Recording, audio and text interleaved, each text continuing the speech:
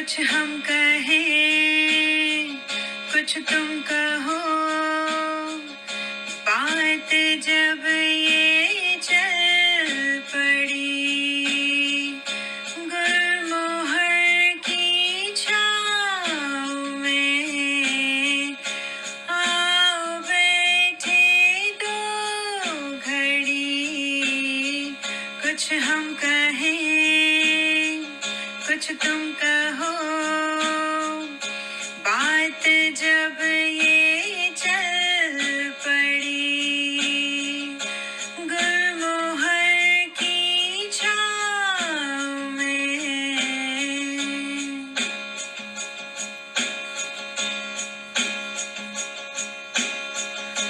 गूंथ कर सपनों के मोती, खूबसूरत बने लड़ी,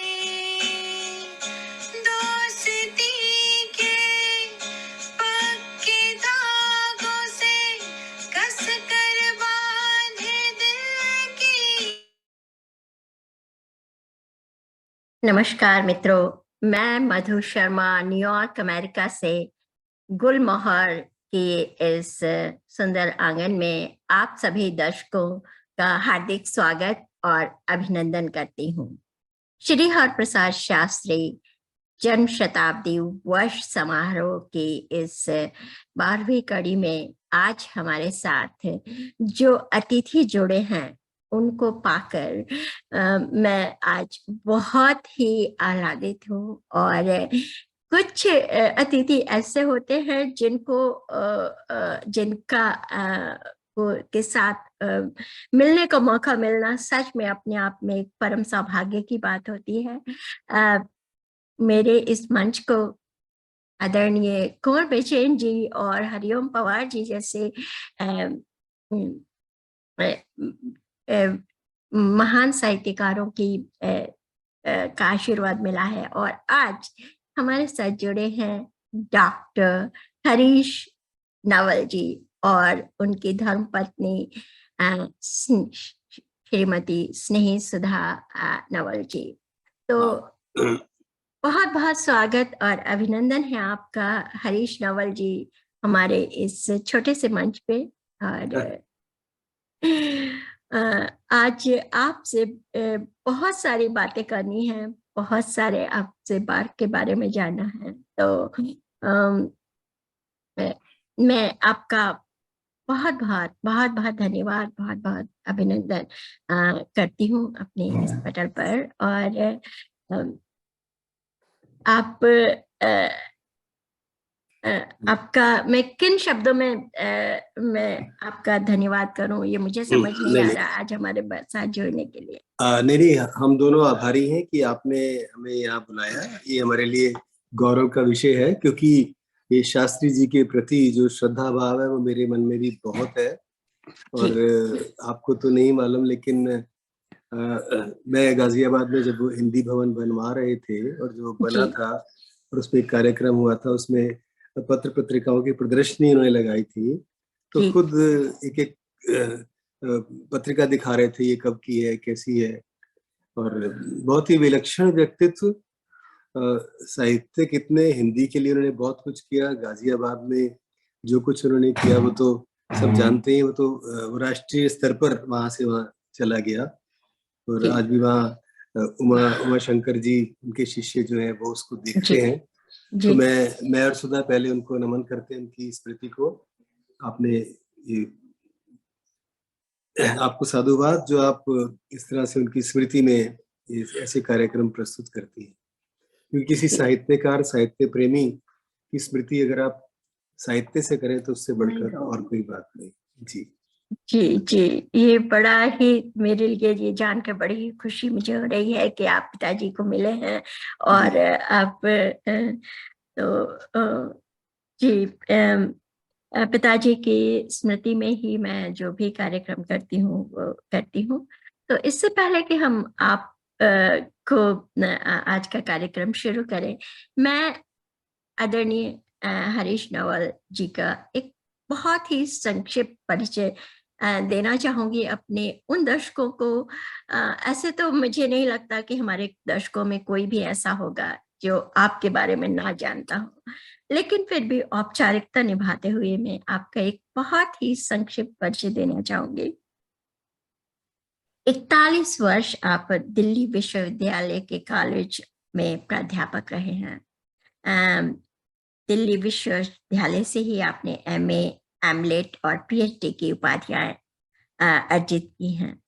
साहित्यकार के रूप में आप अपना रचना कर्म करते हुए आपको 6 दशक हो चुके हैं। डॉक्टर नवल की 30 मौलिक, 10 संपादित पुस्तकें प्रकाशित हुई हैं और 112 पुस्तकों में आपका सहयोगी लेखन है। देश विदेश के पत्र पत्रिकाओं में आपकी लगभग 2000 रचनाएं प्रकाशित हुई हैं। आपको अपनी पहली पुस्तक बागपत के खरबूजे पर युवा ज्ञानपीठ पुरस्कार और दूसरी पुस्तक मादक पदार्थ और पुलिस पर भारत सरकार का गोविंद वल्लभ पंत पुरस्कार के अतिरिक्त व्यंग्यश्री सम्मान, स्नेहलता गोयनका व्यंग्य भूषण सम्मान तथा 13 राष्ट्रीय और अंतर्राष्ट्रीय हिंदी समिति वाशिंगटन आर्य समाज द्वारा न्यूयॉर्क द्वारा प्रदत्त व्यंग्य महिषी सहित 8 अंतर्राष्ट्रीय सम्मान प्राप्त हो चुके हैं। इंडिया टुडे और एनडीटीवी और हिंदी वार्ता के सलाहकार आप रह चुके हैं और 50 देशों में भारत का प्रतिनिधित्व आपने किया है।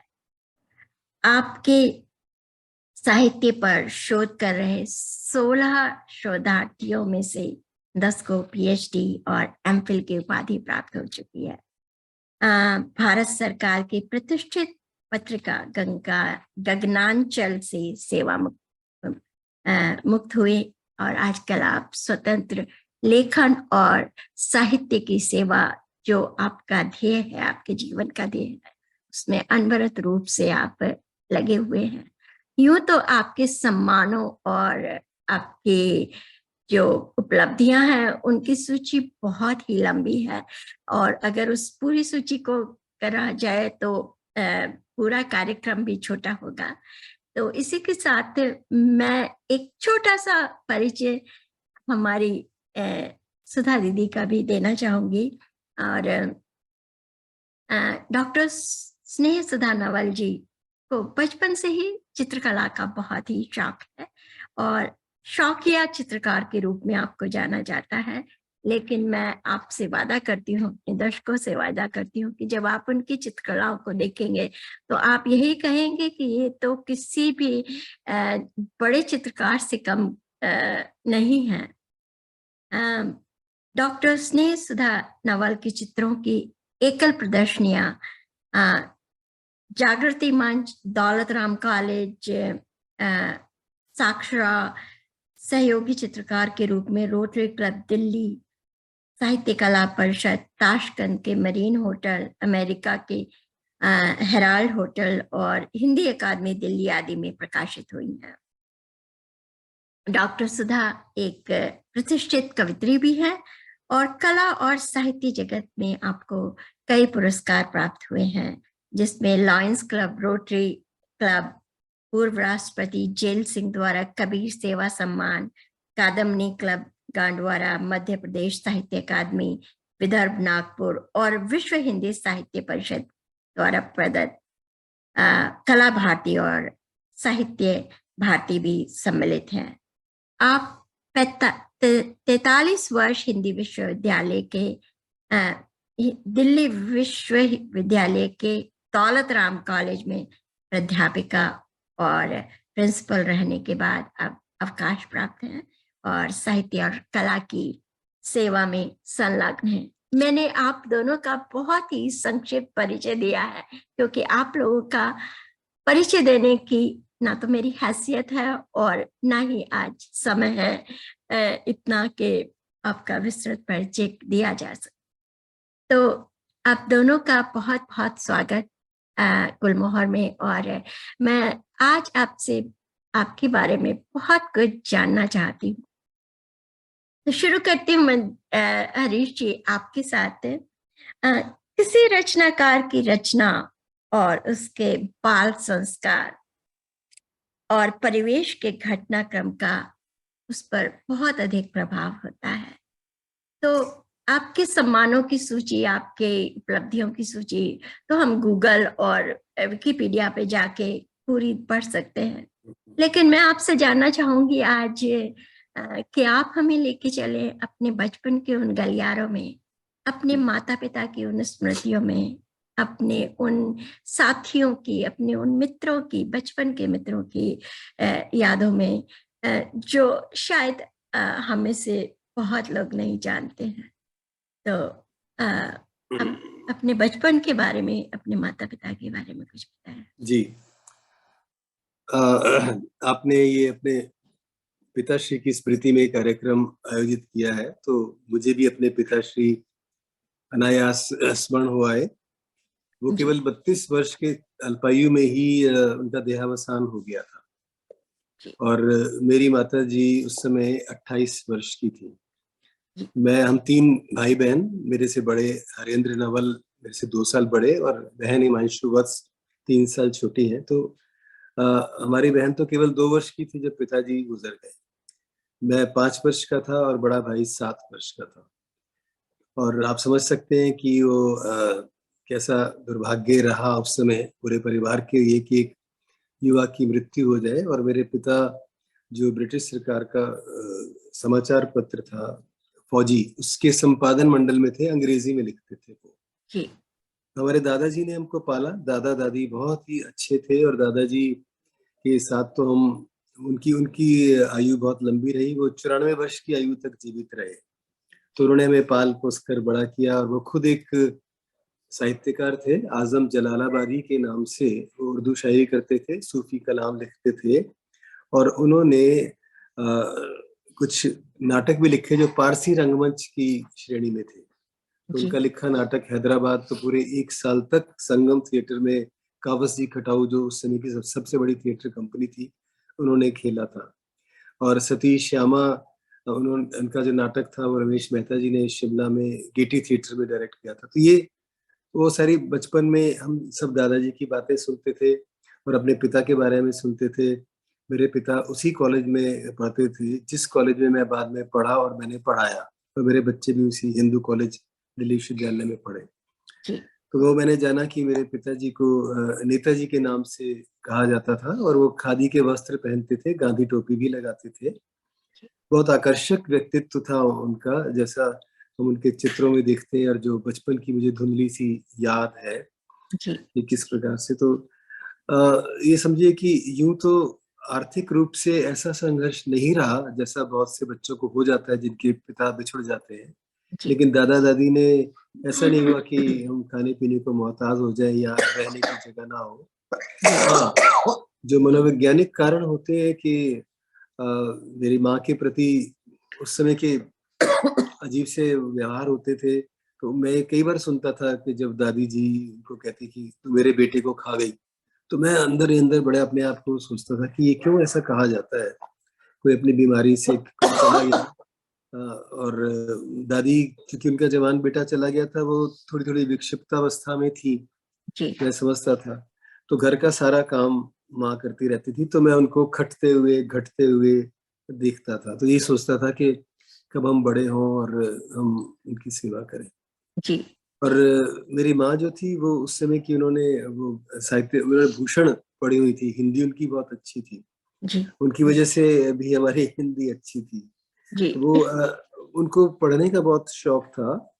वो कुछ ना कुछ उपन्यास प्रेमचंद के, शरद चंद्र आदि के पढ़ती रहती थी।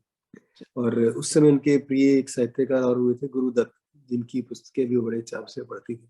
जी तो हम वो सब चीजें देखते थे। तो बस ये है कि जब हम लोग चांदनी चौक में रहते थे, दरीबा कला में जो स्वर्ण आभूषण की पूरी मार्केट है, तो उसमें जी एक बंद गली का पहला मकान था। धर्मवीर जी भारती जी ने लिखा है ना, बंद गली का जी आखिरी जी मकान। मैं उनसे कहता था कि हमारा बंद गली का पहला मकान है।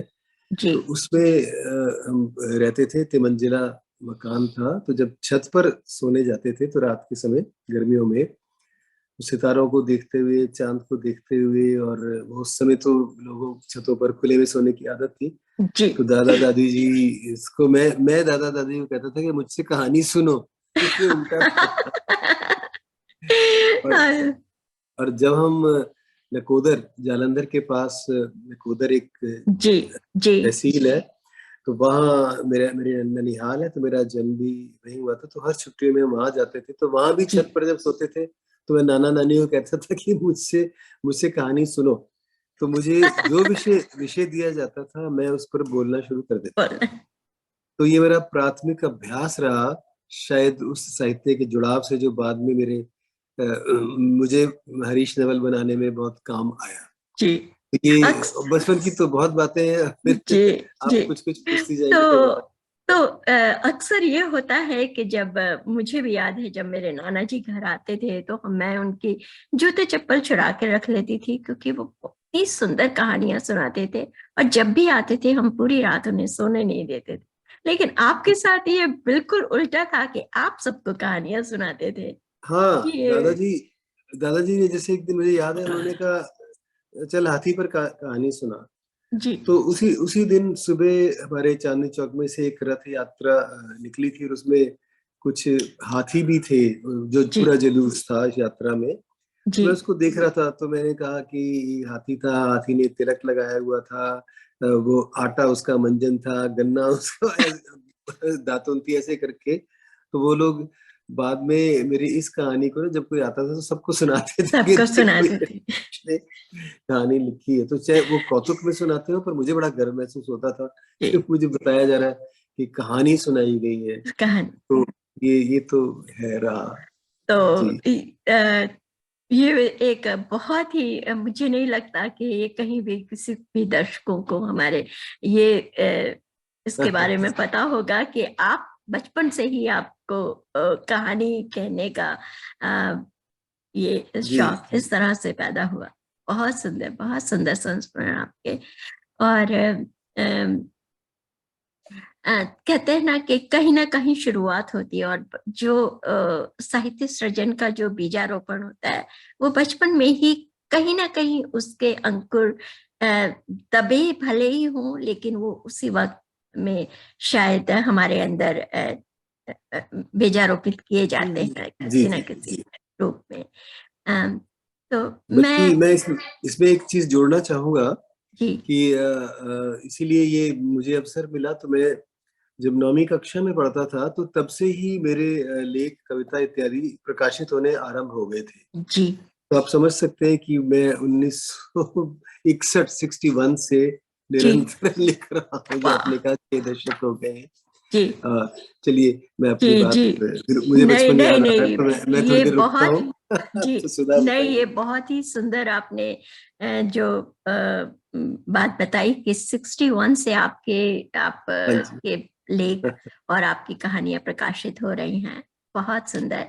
इसी बीच हरीश जी, मैं हमारे साथ जो श्रोता और दर्शक जुड़े हुए हैं उनके नाम भी लेना चाहूंगी। हाँ हमारे जी। साथ आदरणीय अन्नदा पाटनी दीदी अन्नदा जुड़ी हुई। पाटिल। जी, अन्नदा पाटनी जी जुड़ी हैं। स्वरूप उपाध्याय जी हमारे साथ जुड़ी हैं। पीके तिवारी समाज सेवी हमारे साथ जुड़े हैं। न्यूयॉर्क से ही अंजू शर्मा जी हमारे साथ जुड़ी हैं। उर्मिला शर्मा जी हमारे साथ जुड़ी हैं। आशा दुआ जी हमारे साथ जुड़ी हैं। वाह तो वाह। तमाम दर्शकों का मैं हार्दिक धन्यवाद देती हूँ। नहीं नहीं, सबको, अ, अन्नदा जी को प्रणाम। जी इनमें से एक नाम जाना पहचाना मुझे जी। सुना, तो करो। बाकी अन्नदा सभी को दीदी भी मेरा प्रणाम। अन्नदा दीदी हमेशा हमारे प्रोग्राम्स में जुड़ती हैं, और बहुत स्नेह उनका मुझे मिलता है हमेशा। तो मैं दीदी आपको प्रणाम करती हूँ। मुझे मुझे मुझे इस बीच में एक चीज मिल गई मेरे फोन पर। जी ये जी देखिए, जी उस जी समय जी का मेरा लेखन छपा हुआ पत्रिका में। जी। ये अरे वाह तो ये मुझे वाह। मिल गया कि मुझे अचानक, मैंने कहा शायद मेरे पास होगा, मुझे ख्याल ख्याल तो आ रहा था। जी जी और जी मेरा पहला व्यंग जो छपा था, जी यानी प्रकाश में जिससे थोड़ी चर्चा शुरू हुई, वो जी नोक नोक झोंक पत्रिका आगरा की थी। मैंने देखा इसका भी है। जी जी जी चलिए इसको भी मैं चलिए फिर दिखाता हूँ। जी, वो कहते हैं ना, जब वो पुराने पीले पन्ने जो एकदम, अरे हाँ वाह, ये तो बहुत क्लियर है। जी जी जी पर इसके पन्ने क्लियर नहीं है, ये भी बस कर दिया इसमें। जी जी जी। मैं आपके से इससे पहले कि हम सुधा जी की तरफ मुड़े, मैं आपसे एक बात और पूछना चाहती हूँ कि आपने अपने माता पिता, आपने के बारे में बताया, अपने जी ग्रैंड पेरेंट्स के बारे में बताया। मैं जानना चाहूंगी कि सुधा नावल जी आपकी पसंद थी या आपकी माँ की पसंद थी? क्योंकि हम सबकी सबके पसंद थी। जी हम साथ ही पढ़ते थे और जी हम दोनों ही लेक्चरर बन चुके थे जी और हम लोग एमलेट कर रहे थे पहले, पीएचडी से पहले। जैसे अब एमफिल है तो पहले 2 साल की एमलेट करनी होती थी, तो वहाँ पढ़ते थे, जानते थे। और बस वो होता है ना कि वो किया नहीं जाता, अपने आप ही हो जाता है। हो जाता है। तो जी फिर जी जी बस जी हम लोगों ने अपने अपने घर में बात की, किसी को कोई जी एतराज नहीं था। जी इनके पिताश्री बहुत बड़े साहित्यकार और डॉक्टर जी विजेंद्र स्नातक, आपने नाम सुना होगा अपने जी पिताजी के मुख से। जी तो जी वो थे, जी वो हमारे गुरु भी थे, जी हमारे अध्यापक भी थे। तो कुछ नहीं, उन्होंने कह दिया कि हरीश को घर बुला लो। और जी हमारे दादाजी ने कहा कि ठीक है बेटा, जी जहाँ आप चाहो। उन्होंने भी सुधा को देख लिया। जी तो वो यानी वो हम सब की भी पसंद भी हो गई, और सब माँ की तो बहुत ही पसंद है, मेरी दादी को बहुत। बहुत पसंद थी। जी वो जी उन्हें हमेशा सुधा रानी। सुधा रानी बोलती थी। तो सुधा। हाँ, मुझे उन्होंने कभी राजा नहीं कहा, लेकिन जब सुधा रानी कहती थी तो मैं अपने आप को राजा मान लेता। जी जी जी। देखिए, आपको क्या फीलिंग दिलवाई है सुधा जी ने। हाँ नहीं, बिल्कुल ठीक है, ये नहीं, तो है। सुधा दीदी का चेहरा देख के, कुछ चेहरे ऐसे होते हैं जिनको देख के अपने आप से लगता है कि आप खिंचे चले जाते हैं, तो दीदी का चेहरा बिल्कुल ऐसा ही है। हाँ, मेरे अ, साथ भी ऐसा ही हुआ था, यही हुआ था मेरे साथ। जी जी। तो चलिए सुधा दीदी, आपकी तरफ मैं आती हूँ अब। और मैं जानती हूँ आपको चित्रकला का, अरे वाह ये है वाह, सुधा जी। जी जी जी, क्या बात है। क्या बात है। अभी भी दीदी बिल्कुल वैसे ही लग रही है, नई नवेली दुल्हन जैसा। चेहरे पे कोई फर्क नहीं है दीदी आपके। अरे दीदी मैं आपके कुछ जब आपसे बात करने का मुझे आपकी अनुमति मिली, सहमति मिली कि आप भी हरीश जी के साथ आएंगे, तो आपका मैं एक आपने कहीं साक्षात्कार दिया था और उसमें आपने कहा था, अपनी सफलता का आपने पूरा का पूरा श्रेय आपने हरीश जी को देते हुए कहा था कि अम, अम, अम, अम, आप मैं एक मिनट, मुझे ये चाहिए। अम, नहीं, सब मुझे इन्हीं की प्रतिभा और निष्ठा है, वो कह जी देती है, दूसरी बात है। जी, आपने कहा था कि मुझे आगे पढ़ा कर लाने में हरीश का हाथ है। मुझे अपने पर विश्वास जमाने के लिए भी हरीश ने बहुत कार्य किया है। मेरी रचनाओं, मेरी कलाकृतियों को उजागर किया, मुझे मंचों पर उपस्थित किया, सम्मेलनों में मेरा आत्मविश्वास बढ़ाया और अभिव्यक्ति के संकट से मुक्त हो सकी। मेरी कविताएं छपी, हरीश प्रसन्न थे। मेरी पुस्तक प्रकाशित हुई, हरीश आश्वस्त थे। मेरी पेंटिंग्स की प्रदर्शनी लगी, हरीश प्रसन्नता के गोते लगाने लगे। मैं कॉलेज में कार्यकारी प्रिंसिपल बनी, हरीश गौरवान्वित थे। मैं उनकी सफलताओं के आधार में हूँ या नहीं, वे ही जाने। मेरी हर सफलता के पीछे मेरा हरीश है। तो इतना सुंदर, जब मैंने आपका ये साक्षात्कार की ये पंक्तियां पढ़ी, तो मुझे लगा कि मैं आपने तो अपने दिल की सारी बात कह दी। मैं हरीश सर से आपसे जानना चाहती हूँ, आपकी सफलता के पीछे सुधा जी का नहीं, कितना हाथ है? सुधा जी का बहुत बड़ा हाथ है, क्योंकि सफलता ही नहीं, हर हर हर वस्तु में, चाहे आप समाज में कुछ कर पा रहे हैं, चाहे जी आप किसी भी तरह से कहीं उन्नति कर रहे हैं, तो उसके पीछे सुधा जी का हाथ तो हमेशा ही रहा है। जी और ये इतनी भली है कि कभी कुछ अपने बारे में बताती नहीं है, बताओ। कभी कुछ कहती नहीं है, और मुझे इनके बारे में कहना पड़ता है। तो मैं ये अपनी चित्रकला जो है, जो फेसबुक पर इनके हजारों लोग देखते हैं, फोन करते हैं, वो भी उन्होंने कभी अपने आप नहीं भेजी। एक बार मेरे कहने पर जबरदस्ती उन्होंने भेजी, वो भी मुझे टैग करनी पड़ी करके। बताइए, मुझे कोई जानता है नहीं, हरीश क्यों जी नहीं भेजते जानते दीदी? तो बहुत लोग उसको पसंद कर देते। नहीं, वो सुधा जी को जानते हैं तो मुझे जान जाते हैं, और जान मुझे जानते हैं तो पहले से सुधा को जानते ही हैं। जानते ही है जी। तो दीदी, आप के पिताजी इतने बड़े साहित्यकार थे, तो आप क्या बचपन से ही लिखते थे कविताएं, या ये आपको हरीश जी के साथ मिलके कविताएं लिखने का शौक? नहीं, मैं बचपन से चित्र बनाती थी जी, पेंटिंग करती थी, कविता लिखती 7th क्लास में जाकर। जी जी जी। 7th भी बचपन ही होता है मेरे लिए तो। बचपन ही नहीं, बचपन मतलब मैं केजी क्लास से पेंटिंग करती। जी, अरे वाह जी। मेरी क्लास फर्स्ट में जो एक बुक लगी थी इंग्लिश की, तो हर पेज पर ए के साथ ए का फोटो, बी के साथ बी का फोटो, इस तरह उसमें बड़े फोटो थे जेड तक, तो मैंने सारे बना लिए। जी जी, बच्चों जैसे ही बने थे उस समय, जी, पर बनाए थे सारे, बनाए थे सर।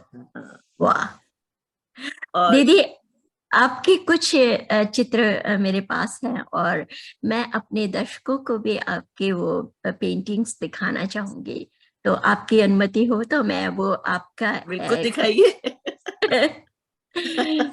आप 1 मिनट दीजिए मुझे। इससे पहले कि आप दिखाएं, मैं दिखाऊं, ये जापान की पत्रिका में इनका मुख पृष्ठ बना है। जी जी जी, अरे वाह, हाँ, ये बहुत सुंदर है, बहुत ही सुंदर है।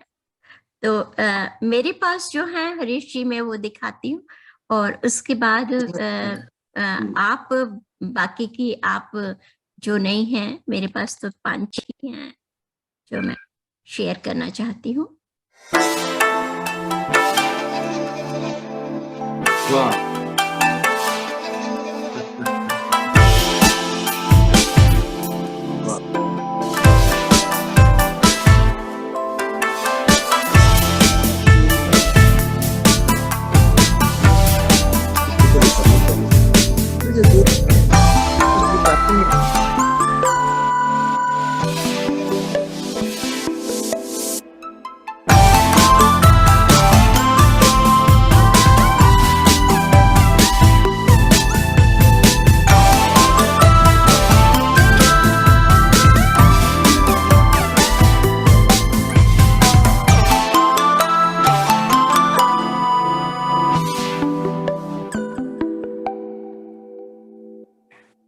वाह, आपने तो बहुत सुंदर म्यूजिक लगा करके कर दिया उसको। मैं भी बहुत आह्लादित हो गई, उसको म्यूजिक सुन करके मैं डूब गई उसमें।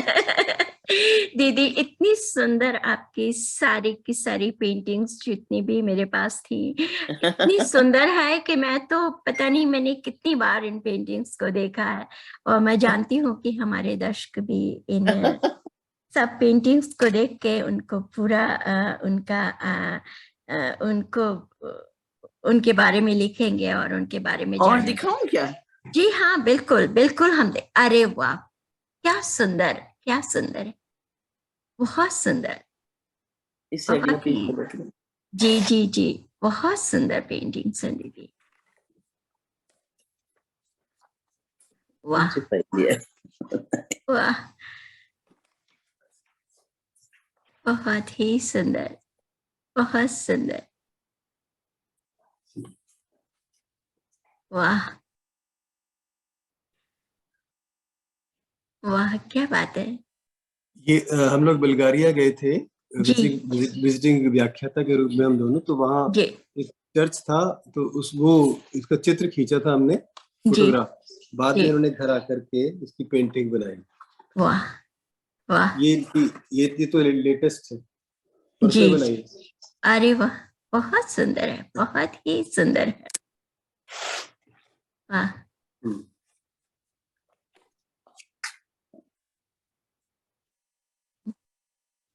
बहुत सुंदर, बहुत सुंदर, बहुत सुंदर।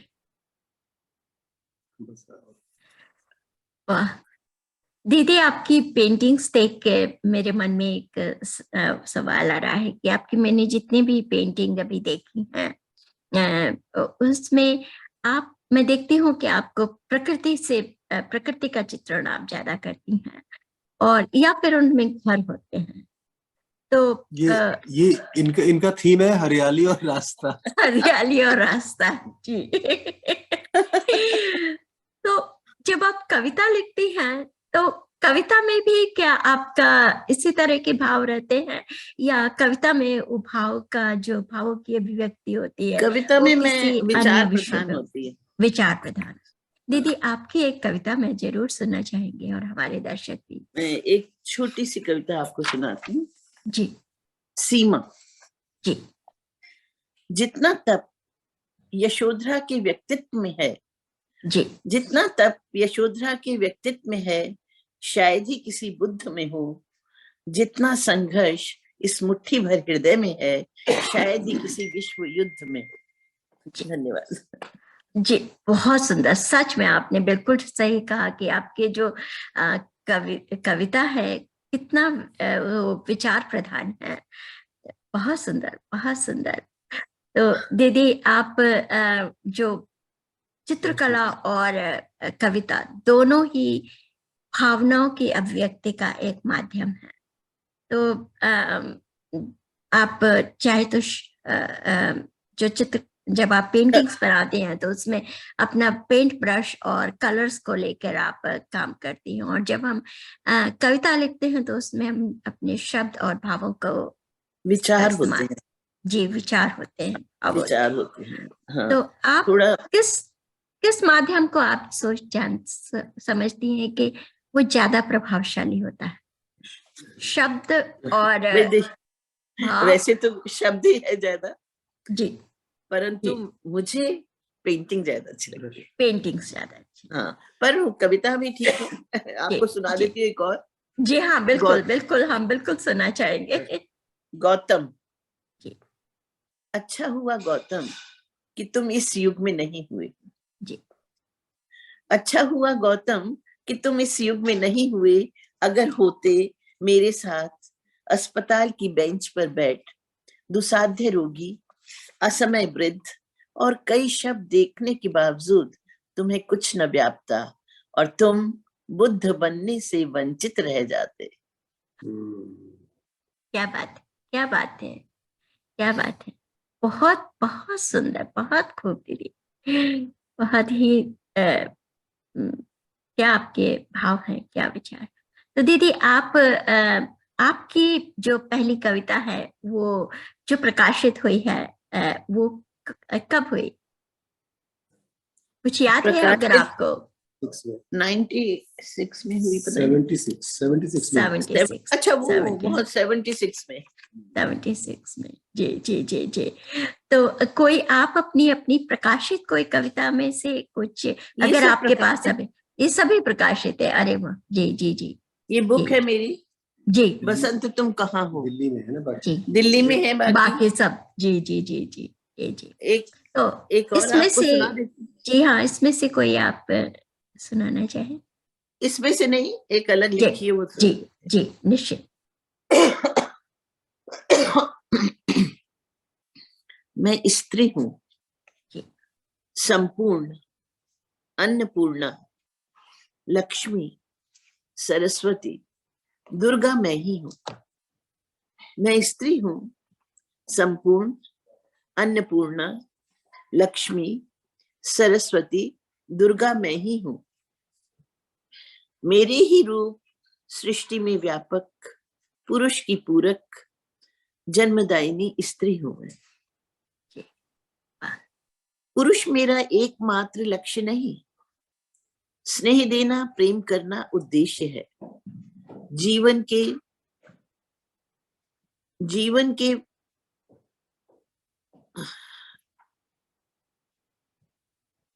के पथ को पार करना है, अकेले नहीं, सबके साथ चलना है। अंतरंग सखा होने का पुरुष और स्त्री ने वायदा किया था। संसार की सृष्टि और नई पौध की उपज के लिए दोनों मिले थे। जी सदियों से, युगों से, वर्षों से साथ चले मैं और तुम, मतलब स्त्री और पुरुष। जी जितनी मैं तुम्हारे बिना उतने ही तुम मेरे बिना अधूरे हो। जी हम पूर्णता की खोज में जुट जाते हैं, एक दूसरे के साथ पवित्र बंधन में बंध जाते हैं। पुरुष की अर्धांगिनी हूँ, संतान दायिनी हूँ। परिवार, समाज, देश, फिर संपूर्ण सृष्टि हम दोनों से ही है और हम दोनों के लिए ही है। तुम उन्नति करते हो, मैं हर्षित होती हूँ। जी मैं आगे बढ़ती हूँ, तुम कुंठित हो जाते हो। तुम उन्नति करते हो, मैं हर्षित होती हूँ। मैं आगे बढ़ती हूँ, तुम कुंठित हो जाते हो। तुम गलती करते हो, मैं क्षमादान देती हूँ। मैं क्षमा मांगती हूँ, तुम त्याग देते हो। हम दोनों सृष्टि में व्याप्त सुखों और कामनाओं का भोग करते हैं। मैं माया, कपटी और त्याजी हो उठती हूँ और तुम मेरा त्याग करके योगी बन जाते हो। जी दोनों ही प्रेम करते हैं। तुम्हारा हृदय विशालता का प्रतीक होता है प्रेम करने से। यदि तुम कृष्ण या अर्जुन की भांति बहुत सी स्त्रियों से प्रेम करते हो, तब स्त्री की विशालता और पुरुष से प्रेम करने में नहीं, और दूसरे पुरुष से प्रेम करने में नहीं, तुम्हारे प्रेम प्रसंगों की को स्वीकारने में है। जी तुम्हारे प्रेम प्रसंगों को स्वीकारने में है। मेरी ही कोख से पुरुष का जन्म बधाई की बात है और स्त्री का जन्म विषाद। फिर भी हम पूरक हैं, एक दूसरे के चिरकाल के साथी हैं। मैं अर्धांगिनी हूँ और तुम स्वामी हो। आह, क्या बात कही दीदी, सच में सच में सच में। कहते हैं ना कि ये स्त्री पुरुष का जो संबंध है वो जितना सुंदर और जितना एक दूसरे को संपूर्णता देने वाला होता है, अ, उसके होने के बावजूद भी कहते हैं बावजूद एक भी, गाड़ी हाँ। के दो पहिए हैं, लेकिन उसके बावजूद भी हम सिर्फ आधा अंग रह जाते हैं। हाँ। सच में वो सच स्वामी में से स्वामी है। बहुत सुंदर दीदी, आपने बहुत सुंदर लिखा है। और कहते हैं ना हरीश सर तो व्यंग के पुरोधा हैं, व्यंग के लिए जाते हैं, लेकिन आप में आपका भी कोई पीछे नहीं है उसमें। बहुत सुंदर लिखा है दीदी, बहुत ही प्यारी आपकी कविता। तो दीदी किसी एक और दूसरे भाव की अगर कोई कविता हो अच्छा, जो आप साझा करने चाहें। और इसी बीच मैं देख रही हूँ कि हमारे बहुत सारे जो दर्शक जुड़े हैं वो और आपकी और पेंटिंग्स देखने की मांग कर रहे हैं। अच्छा, बहुत सारी रखी है, लाई नहीं थी। जी, इसी बीच ये में नहीं, कुछ ये और तो नाम पढ़ देती हूँ। ये तो पुरानी है। इधर इतनी सारी बनी हुई रखी थी उसी लिफाफे में। हमारे अच्छा। साथ इसी बीच में शशि दाढ़ा जी जुड़ी हुई हैं, सत्य प्रकाश शर्मा जी जुड़े हैं हमारे साथ में, उर्मिला शर्मा जी जुड़ी हैं, मंजू श्रीवास्तव जी जुड़ी हैं हमारे साथ, आशीष सिंह जी जुड़े हैं, और लगातार वीना सिन्हा जी हमारे साथ जुड़ी हुई हैं। आशीष सिंह जी और पेंटिंग्स देखने की बात कह रहे हैं, तो आप अगर कुछ और पेंटिंग्स दिखा सकती हैं तो। हाँ, अभी दिखाती हूँ, एक कविता सुना देती हूँ तब तक। जी हाँ, तब तक एक कविता दूसरे कमरे में रखी है ना, वो मेरी बिटिया ला रही है अभी। जी जी। मुझे कहा जाता है कि बहुत पिछड़ गई हूं मैं। मुझे कहा जाता है, अंतराल है इस पिक का नाम। जी। मुझे कहा जाता है कि बहुत पिछड़ गई हूं मैं, बच्चों को अंधविश्वासी, पति को दकियानूसी लगती हूं मैं। परिजनों को पुराने विचारों की सहेली को रूढ़िवादी लगती हूँ मैं। क्या सचमुच पिछड़ गई हूँ मैं? मेरे मन में प्रश्न उठा, क्या सचमुच पिछड़ गई हूँ मैं? हे मेरे पिता, क्यों दी तुमने मुझे ऐसी शिक्षा? हे मेरे गुरु, क्यों दी तुमने मुझे ऐसी दीक्षा कि मुझे वही भाता है जो आदर्श की कोटि में आता है। हे मेरे पिता, क्यों दी तुमने मुझे ऐसी शिक्षा? हे मेरे गुरु, क्यों दी तुमने मुझे ऐसी दीक्षा कि मुझे वही भाता है जो आदर्श की कोटि में आता है। पर क्या कहूं उसे, पर क्या कहूं उसे, मुझे तो पिछड़े लगते हैं बच्चे, पति, परिजन और सहेली, जिनके लिए हूं मैं पहेली। मुझे लगते हैं वे भोले नादान जो आधुनिकता के नाम पर न जाने क्या कुछ खोते हैं और खुद को सोचते हैं महान। सच कहूं, मुझे तो वे ही बिछड़े लगते हैं, आगे की दौड़ में काफी पिछड़े लगते हैं। पिछड़े लगते हैं। हाँ, ऐसा क्यों होता है? ऐसा क्यों होता है कि बार बार वृत्त वही पूरा होता है जहां से होता है शुरू? ऐसा क्यों होता है कि बार बार वृत्त वही पूरा होता है जहां से होता है शुरू? जहां खड़े थे मेरे पिता, जहां खड़े थे मेरे गुरु, जहां खड़े थे मेरे पिता, जहां खड़े थे मेरे गुरु। क्या बात है, बहुत सुंदर, बहुत सुंदर। और दीदी सच में कहते हैं कि गोल जहां से चक्र शुरू होता है वहीं पे खत्म होता है। सच में हम आधुनिकता के दौर में कितना भी भाग ले, कितना भी, लेकिन हमारे जो संस्कार हैं वो हमेशा हमें कभी भी भटकने नहीं देते हैं। हम अपने, जी बहुत सुंदर आपने लिखा, बहुत ही खूबसूरत, बहुत खूब। ये वाला दिखाना। जी जी जी जी जी जी। अभी तो आपके हाथ चेरी ब्लॉसम, आप अगले आई थिंक मार्च एंड तक, अप्रैल फर्स्ट वीक में जब चेरी ब्लॉसम आएंगे तो दीदी की और जो पेंटिंग्स बनेंगी, मुझे पूरा विश्वास है। वाह, क्या सुंदर चित्र है, बहुत सुंदर पेंटिंग्स दीदी आपके, बहुत सुंदर, बहुत सुंदर। दिख रही है। जी जी जी, बहुत खूब, वाह वाह, बहुत शानदार, बहुत सुंदर, वाह। दीदी आप यहाँ पर भी एक छोटी सी आप आयोजित कर सकते हैं कला प्रदर्शनी का। ये सब इधर ही बनाई है, यहीं पे बनाई है। जी जी जी, वाह, आपकी संस्था की तरफ से करवा दीजिए। बहुत सुंदर, बहुत ही सुंदर है, बहुत खूबसूरत, वाह। जी बस अब हो गया। बस अब तो बोर हो गए बोलो। बहुत सुंदर, बहुत सुंदर है। सभी आपके चित्रों के, आपकी पेंटिंग्स के सभी बहुत तारीफ कर रहे हैं। तुम दिखाना, फिर बुक है तब दिखाना। अच्छा, बहुत सुंदर, जी जी जी, बहुत सुंदर। दिखा दो वृंदावन का, वृंदावन वाला मंदिर भी इधर पता नहीं कहाँ है।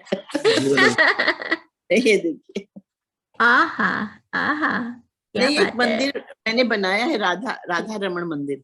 जी जी अब जी, पता नहीं किधर रखा हुआ है। ये भी बहुत सुंदर है। कह रहे सीताराम मंदिर, ठीक है। ये सीताराम, ये मंदिर देख के मुझे अपने गांव के मंदिर की याद आ गई एकदम से। बहुत सुंदर, बस वही गांव के चित्र बनाने मुझे बहुत अच्छा लगता है। बहुत सुंदर। तो अभी मेरी एक कुलीग ने भी मेरा एक चित्र देखा था तो बड़ी खुश हो रही थी। जी, अरे वाह, ये तो बैलगाड़ी आ गई है। हाँ। बहुत ही सुंदर, जी जी जी, बहुत सुंदर।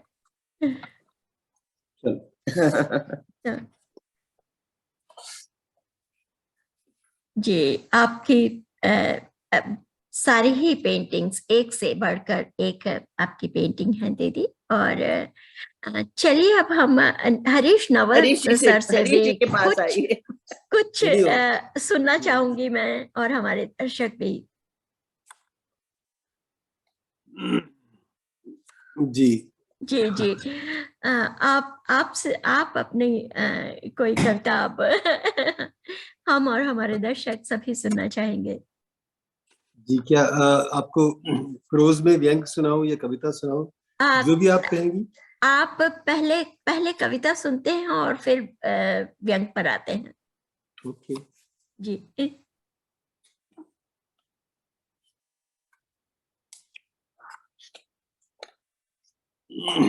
एक कविता में पढ़ रहा हूँ। जी शब्दातीत शब्द। जी क्योंकि हम सबके पास सिर्फ शब्द ही होते हैं, जी लेकिन वो क्या होते हैं। शब्द सागर है, गहरा गंभीर गहन, जिसमें विसर्जित विचारों की नदियां। शब्द सागर है, गहरा गंभीर गहन, जिसमें विसर्जित विचारों की नदियां। शब्द नदी है, शब्द नदी है, चंचल मदोन्मत्त प्रवाह बना, जिसमें दौड़ती हैं भावों की नौकाएं।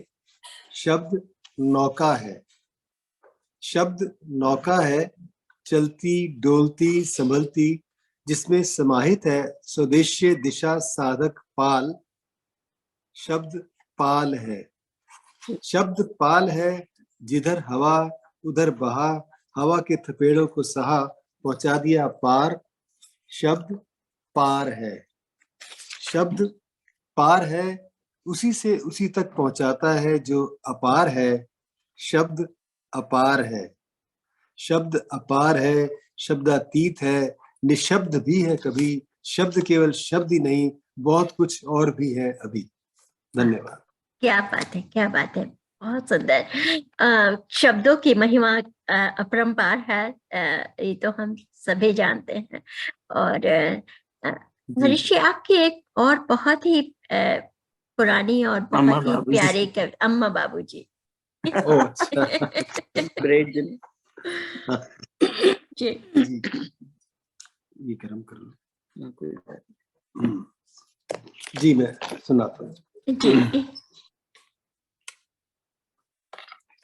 बड़े अजब थे, जी बड़े गजब थे। आज हम बाबूजी को याद कर रहे हैं ना। जी जी हाँ, बिल्कुल। आपके बाबूजी हम सबके साहित्यिक बाबूजी हैं। जी बड़े अजब थे, बड़े गजब थे, एक होते थे बाबूजी और एक हुआ करती थी अम्मा। अम्मा। मन से धन कमाते थे बाबूजी, तन लगा घर चलने की दुआ किया करती थी अम्मा। बड़े अजब थे, बड़े गजब थे। बाबूजी जब दफ्तर से घर आते, छाता एक हाथ में दूजे में थैला भर लाते। ड्योढ़ी की किल्ली पर छाता टंग जाता, अम्मा के चेहरे पर हर संध्या इंद्रधनुष उग आता। बाबूजी को पानी पिला, उधर अम्मा पंखा झलने लगती, इधर चोरी चोरी खुलता थैला, आशाएं नित फलती। हमारे मन की खूब समझते थे बाबूजी, जी रही सही बताया करती थी अम्मा। बड़े अजब थे, बड़े गजब थे, एक होते थे बाबूजी और एक हुआ करती थी अम्मा। जी, अम्मा। बाबूजी से हम डरते थे, पर नहीं जानते थे वो हम पर कितना मरते थे। देखिए, हम में उनमें मीलों दूरी लगती थी, खुलकर हमसे प्यार जताने में जाने उनकी क्या मजबूरी बसती थी। हम सवाल जब हल नहीं कर पाते, वे चपत एक लगाया करते थे। वह दंड कितना मीठा था, अब लगता अपनी जीवन गीता था। जी, वह दंड वाह, कितना मीठा था, अब लगता अपनी जीवन गीता था। जब छड़ी उठाया करते थे बाबूजी, तब हमें बचाया करती थी अम्मा। ये अम्मा। बड़े अजब थे, बड़े गजब थे, एक होते थे बाबूजी और एक हुआ करती थी अम्मा। देखिए अम्मा। जेठिया दोपहरी में बाबूजी खसके पर्दों को पानी से भरते थे। लू से हमें बचाने में अक्सर खुद लू खा जाया करते थे। कैसे भूलेंगे वो पलछिन, जब बाबूजी खरबूजे आम काट काट कर तश्तरियों में धरते थे। सत्तू घोल पिलाया करते थे बाबूजी, ठंडाई घोट हमें जिलाया करती थी अम्मा। बड़े अजब थे, बड़े गजब बड़े थे, गजब। एक होते थे बाबूजी और एक हुआ करती थी अम्मा। शीत लहर जब चलती थी, दांतों की वीणा बजती थी, अम्मा कमरे में अंगीठी रख जाती, हम अंगारे झोंका करते। करते थे। कैसे भूलेंगे दरवाजों की दरारों से लग बाबूजी ठंडी ब्यार रोका करते। रजाई पर कंबल धरा करते थे बाबूजी, गोद से सिकाई किया करती थी अम्मा। बड़े अजब थे, बड़े गजब थे, एक होते थे बाबूजी और एक हुआ करती थी अम्मा। बीत गए वो बाबूजी, बस यादें उनकी बची हुई, रीत गई वो अम्मा जी, मन में बातें उनकी बसी हुई। वट वृक्ष थे बाबूजी, उनकी छाया अब भी छाई, अन्नपूर्णा थी अम्मा जी, उनकी माया यहीं समाई। बाबूजी की सांसें सबको याद है, अम्मा जी की आशीषें हमको याद है, क्यों कर सुना लगता आंगन, जबकि दिखता बहुत आबाद है। रोज किताबों के पन्नों से झांका करते हैं बाबूजी, रोज किताबों के पन्नों से झांका करते हैं बाबूजी, रोज घर के कोने कोने से ताका करती हैं अम्मा। बड़े जब थे बड़े गजब थे, एक होते थे बाबूजी, रेख हुआ करती थी अम्मा। मन से धन कमाते थे बाबूजी, तन लगा घर चलने की दुआ किया करती थी अम्मा। बड़े अजब थे बड़े गजब थे, बड़े अजब थे बड़े गजब थे। सच में अम्मा और पिताजी, बाबूजी, आपने सच में आंखें नम हो गई, आपकी इतनी भावपूर्ण कविता थी। और सच में अम्मा बाबूजी ऐसे ही थे, अजब और गजब। सच में क्या कहा जाए उनके लिए। और शायद ये तो चलता रहेगा, शायद कल हमारे बच्चे भी शायद कहें हमारे लिए ऐसा। तो ये तो है, स्थितियां बदल लेकिन जाएंगी। हमारे जैसे अम्मा बाबूजी और किसी के नहीं हो सकते। यस, ये तो है। जी, बहुत सुंदर, बहुत ही सुंदर। तो आपके हरीश जी, आपके जो जितनी भी आपने व्यंग लिखे हैं, उनके जो कविताएं, जो व्यंग पुस्तकें हैं या जो उनके शीर्षक हैं, वो बड़े ही अजब और अजीब अजब होते हैं। आपका जो पहला पुस्तक थी बागपत के खरबूजे, और जिसे युवा ज्ञानपीठ पुरस्कार मिला था, ये बागपत के खरबूजे, ये आपको जो शीर्षक है आपने क्यों रखा, और इसके पीछे क्या? मैंने नहीं रखा। ये आपने नहीं रखा। ऐसा था कि ये एक पॉलिटिकल सटायरिकल कथा थी, एक पॉलिटिकल व्यंग कथा जो धर्मयुग में छपी थी जी। और ये इसमें वो वातावरण था जब चौधरी चरण सिंह और राज नारायण जी का इलेक्शन हुआ था, तो बागपत जो है वो कॉन्स्टिट्यूएंसी थी जी, है ना, और बागपत के खरबूजे बहुत प्रसिद्ध होते हैं। जी हाँ, तो मैंने प्रतीक रूप से कुम्मन दास को लिया। कुम्मन दास और उनका जो बेटा है चतुर्भुज दास, वो यमुना के किनारे किनारे बागपत जाते हैं। तो वो उसमें एक इस तरह की एक ऐतिहासिक चीज को लेकर के, साथ में वो राजनीतिक जो जो जो छल छंद होता है इलेक्शन का, उसको डाला था। तो तब ये लिखी थी, चूंकि बागपत कॉन्स्टिट्यूएंसी, और ये धर्मयुग में छपी, तो धर्मयुग में छपकर काफी अच्छी प्रतिक्रिया मुझे मिली। बाद में जब भारतीय ज्ञानपीठ वालों ने कहा कि हम एक युवा साहित्यकारों के लिए व्यंग प्रतियोगिता कर रहे हैं, तो उसमें अपनी पांडुलिपि भेजें। तो मैंने भी अपनी पांडुलिपि भेजी थी और उसका शीर्षक कुछ और था, लेकिन वहाँ शरद जोशी और श्रीलाल शुक्ल जैसे बड़े व्यंगकार जो थे वो निर्णायक थे। तो शरद जी ने कहा कि जो तुमने शीर्षक रखा है वो उतना चलेगा नहीं, इसका शीर्षक तुम बागपत के खरबूजे रखो। तो ये कहते इसमें तो उसमें वो रचना भी थी, उसमें उस संकलन में वो रचना भी है, जो शीर्षक रचना वही है। उन्होंने कहा कि ये रखो, तो ये ज्यादा मैं अपने अनुभव से बता रहा हूँ। तो तब फिर वो ये बागपत के खरबूजे के पीछे की कहानी थी। तो उसका फल ये हुआ कि मेरे से ज्यादा मशहूर बागपत के खरबूजे हो गए, कम जी। नहीं, कहते हैं ना कि शीर्षक जो है, सच में ये इतना कैची शीर्षक है। पर इस पर एक बात ये भी हुई कि मुझे रविन्द्रनाथ त्यागी जी कहने लगे कि हरीश, बड़े गंभीरता से कहते, मैं तुमसे बहुत बात करना चाहता हूँ। आप जानते हैं कि त्यागी जी बहुत बड़े और बड़े गंभीर व्यंगकार थे। मैं कहा जी सर। कहते ऐसा है कि अब तुम्हारे संकलन आए ना, तो उनके होने चाहिए हापुड़ का पापुड़, मथुरा के पेड़े, टॉक के तरबूज। कहती श्रृंखला बना लो, श्रृंखला बन जाए। तो मुझे ये पहचानने में देर लगी कि वो मजाक में कर रही है एकदम। तो ये जी इसके जी पीछे जी का जी था। लेकिन ये है कि मुझे उस पुस्तक से बहुत यश मिला, जी और केवल यही नहीं, बी.आर. चोपड़ा जी ने मुझे एक प्रस्ताव भेजा उस पर जी सीरियल बनाने का। जी हमें मुंबई बुलाया, मैं, मेरी जी पत्नी, बेटी, हम मुंबई गए। तो जी वो जी जी खैर वो एक होता है ना, कभी कभी आपको एक ऐसी ऐतिहासिक चीज मिल जाती है जी ना, जिसमें आपसे अधिक श्रेय जो है वो उनको होता है जो उसको पसंद करते हैं, पसंद कर है ना। क्योंकि लेखक तो रचना तो वो लिखता है, लेकिन होती वो पाठकों की, आलोचकों पाठ की है। करती है। जी यदि निश्चित पाठक उस रूप पर अपनी मोहर लगा दें तो वो सबसे बड़ा, वही स्वीकृति है सबसे बड़ी। आपको अगर अगर कुछ याद हो उसमें से कुछ कुछ पंक्तियां या कुछ, अगर नहीं है तो कुछ और आप हमें हाँ, सुनाइए। मैं कुछ और जी सुना देता हूँ जी आपको। जी जी जी।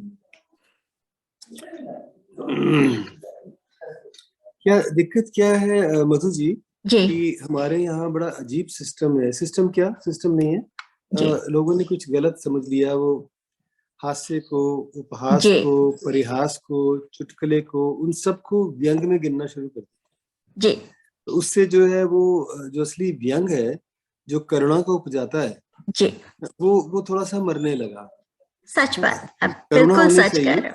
जी भले ही उसके उपयोग और उसका प्रभाव और वो संप्रेषण करने के लिए हास्य का इस्तेमाल हो, जी परिहास का हो, विनोद का हो, जी लेकिन उसकी अंतिम परिणति करुणा हो। करुणा। हास्य लिखना और भी मुश्किल है।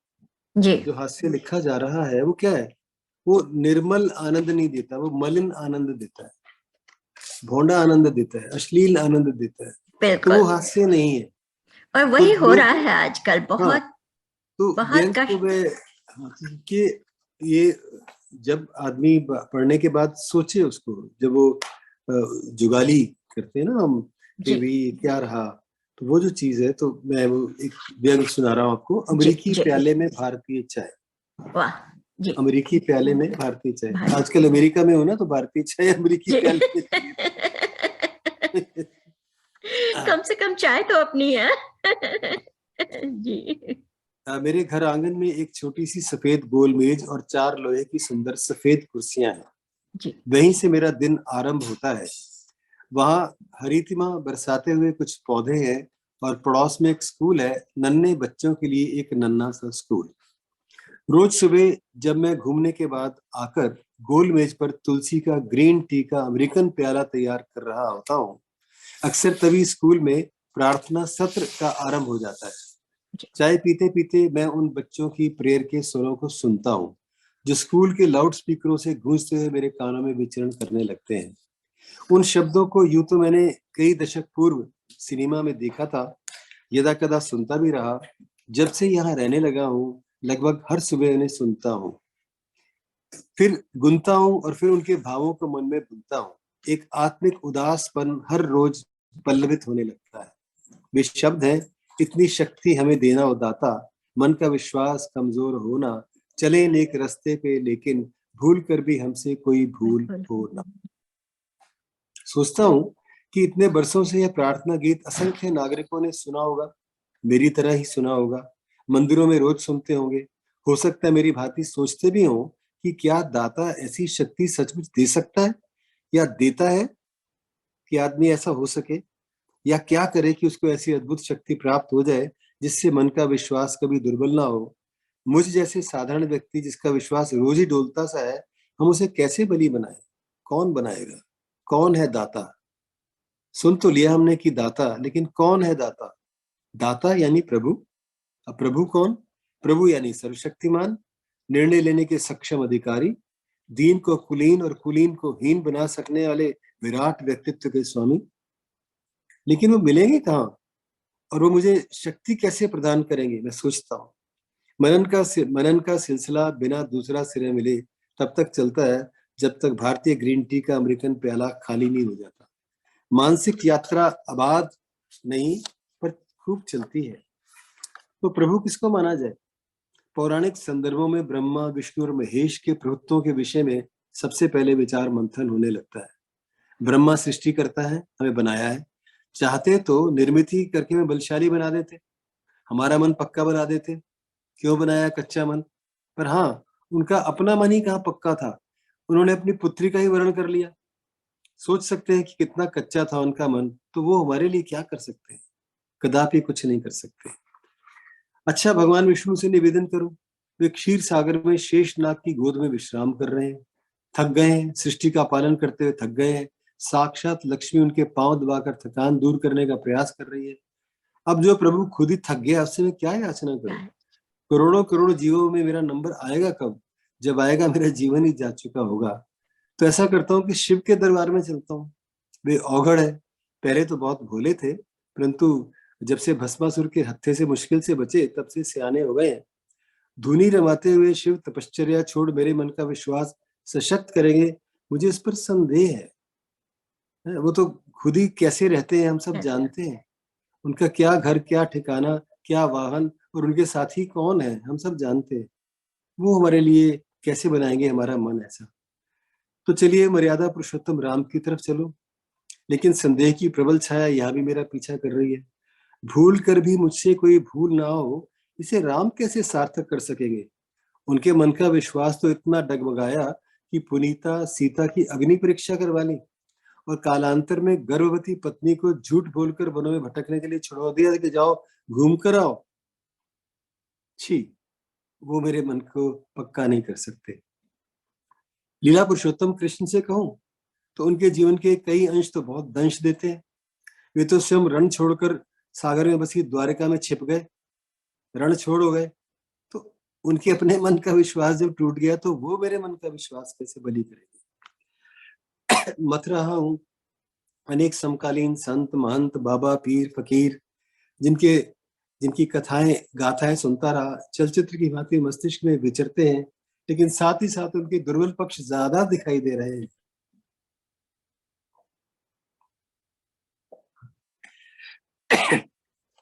उनमें से कुछ तो कारावास में दंड भोग रहे, इसलिए क्योंकि उनका मन उनके बस में नहीं था।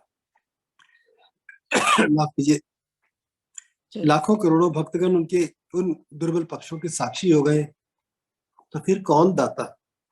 यह प्रश्न कुंडली मारे खड़ा है। जी जी, थोड़ा सा हाँ, मैं जी।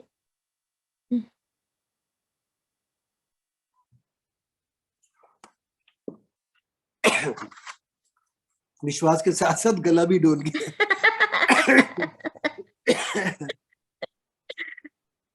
अब मैं कैसे चलूं नेक रास्ते पर, किससे पूछूं मैं राह। मैं चंदन के गहरे तालाब में गोता लगाता हूँ। नेक रास्ता यानी सच्चाई का रास्ता, अर्थात ईमानदारी का रास्ता। उस पर चलने के प्रयास में कितने जोखिम मैं देख चुका हूँ। ईमानदारी से काम करूंगा तो मेरी बदली कर दी जाएगी, रिश्वत नहीं दूंगा तो मेरे काम ठप हो जाएंगे या विलंबित हो जाएंगे, खुशामद की नौका पर सवार नहीं होऊंगा तो सरेआम डुबो दिया जाऊंगा। सत्य का प्रयोग मुझे बर्बाद कर सकेगा, मैंने बहुतों को देखा है, और सही न्याय करने वालों पर अन्याय होते अक्सर देखता हूँ। तो कैसे पाऊंगा नेक रास्ता। अनेक भाव आकर बेभाव हो रहे हैं, जिनको हमने शीर्ष पर बिठाया था वे ही हमारी जड़ें खोदने लगे। उनमें से अनेक के नेक कारनामों से हमें देश विदेश में कितनी शर्मिंदगी उठानी पड़ती है, वे नहीं जानना चाहते, क्योंकि उन्हें अपने से है, उन्हें हमसे क्या। उनके पर्दे हटाने का अर्थ है उनके विरुद्ध जाना, और उनके विरुद्ध जाने का अर्थ है अपने विरुद्ध होना। हरी चाय हरे पौधे मेरे मन में हरियाली नहीं भर पा रहे। प्रार्थना गीत के स्वर मेरा मंथन कर रहे हैं या मैं उनका मंथन कर रहा हूँ, यह भेद करना कठिन होने लगता है। बुद्ध महावीर से लेकर विवेकानंद मेरा विवेक जागृत करने हेतु एक सूत्र पकड़ा रहे हैं, अपना दीप स्वयं बनो। मुझमें कुछ दीप्त होने लगता है। मुझे अपने विश्वास को सबल बनाने के लिए खुद ही दाता बनना होगा। मैं आलोकित होता हूँ, अंतर्मन में झांकता हूँ, देख रहा हूँ कि नेकी के तत्व तो औंधे मुंह गिरे पड़े हैं और बदी के चमक रहे हैं। सत्य कहीं छिप रहा है और असत्य का बाजार बाजारी हो गया है, जो गर्म है और लीलने के लिए अपनी जीभ लपलपा रहा है। मुझे स्वयं ही नेकी को थामना होगा, पर कैसे। क्या मैं किसी बिना बाहरी दाता के ऐसे कर सकूंगा। मुझे स्वयं से युद्धरत होना पड़ेगा। मेरा युद्ध मुझसे, बनना होगा स्वयं के उत्थान हेतु मुझे दाता, लेकिन कैसे कैसे कैसे। प्रार्थना गीत अब मुझे खुद को इंगित करके गाना होगा, किसी दृश्य या दृश्य को, अन्य को नहीं, किंतु ये कैसे होगा मैं सोच रहा हूँ, सोच में डूब रहा हूँ। तभी जीवन संगिनी हमारे बेटे का बस्ता घोल मेज पर रखते हुए आदेश देती है, सुनो अब चाय वाय छोड़ो, मुन्नू को स्कूल बस तक छोड़कर आओ। अभी अब मेरा कमजोर सा प्रतिवादी स्वर निकलता है कि अरे अभी से नहीं, अभी तुमने उनका होमवर्क पूरा करना है, पहले उसका होमवर्क पूरा करो, कंप्लीट करो, फिर छोड़ो ना, बैठे रहते हो गोल मेज पर। प्रार्थना गीत से कहीं अधिक प्रभावी हो जाता है पत्नी का व्यवहारिक कथन। सिद्धांत डूब जाते हैं, मूल्य खो जाते हैं। मैं अपने मन में पनपते विश्वास को झटक कर मुन्नू का होमवर्क पूरा करने की सोचने लगता हूँ। मेरे भारतीय चिंतन तत्व बिखर गए हैं और मेरा मन कर रहा है कि ग्रीन टी का एक अमेरिकन प्याला और मिल जाए तो कम से कम होमवर्क तो सही से कंप्लीट कर दूं।